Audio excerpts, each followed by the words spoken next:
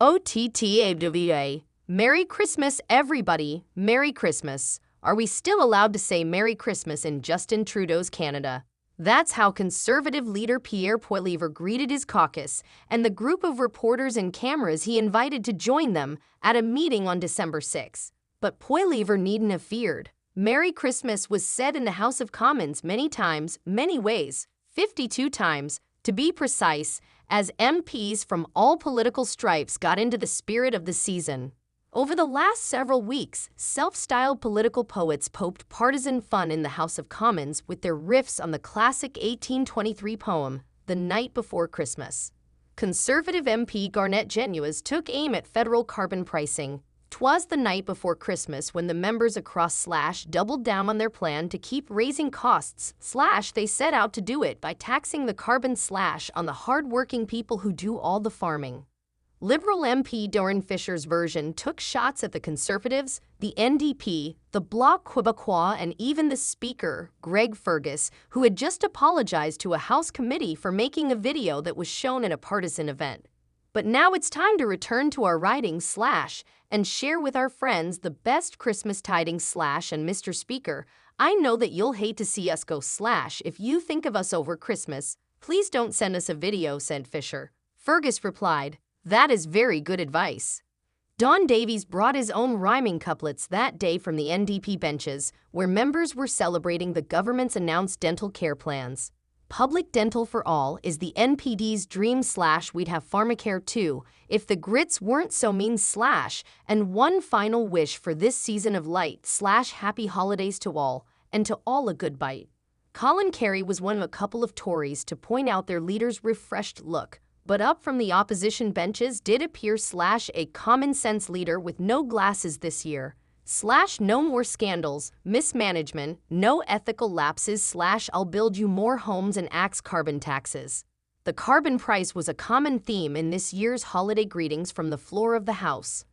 Poilievre accused the government of offering Canadians a carbon tax lump of coal this year, prompting Prime Minister Justin Trudeau to respond that Conservative climate policies are putting future white Christmases at risk. "That is why, on this side of the House, we stand for Christmas," Trudeau said. That did little to settle the debate, and MPs had a good bit of fun comparing the Prime Minister to holiday villains. Why does he not be a little less like Scrooge and a little more like Santa Claus? Poilievre asked. "I have it on good authority that the Prime Minister's favorite Christmas movie is The Grinch. In fact, it may be where the Prime Minister came up with the idea for his carbon tax. Just like the Grinch took the food off the plates of the Who's in Whoville, the Prime Minister is also a fan of taking food off the plates of Canadians," Conservative MP Glenn Motz said. It was actually Motz's own party that pledged to ruin Christmas this year, at least for the Liberals and Trudeau. Poilievre promised during that December 6 caucus meeting to keep the government from taking a holiday break until it agreed to a set of carbon price carve-outs. Without support from the rest of the parties, the Tories couldn't keep that pledge, instead forcing a 30-hour voting marathon. Late in the votes, Stephen McKinnon said he and his fellow Liberals were jingle-belling our way through. It wasn't all partisanship and bluster. Many MPs offered heartfelt thanks to their hometown charities for helping ensure Canadians can enjoy the season and sharing what the holidays mean to them. And as House proceedings wrapped up for another year, Conservative MP Fraser Tolmie told a heartwarming tale from one of his own Christmases past. In 1973, Audrey Martin knew her neighbor was an unemployed single mother who had recently lost a child.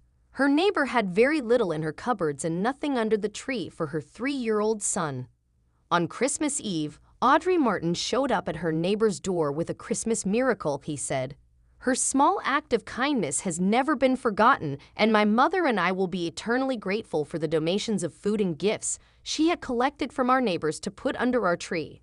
This report from the Canadian Press was first published December 19, 2023. Sarah Ritchie, The Canadian Press. Please subscribe the channel.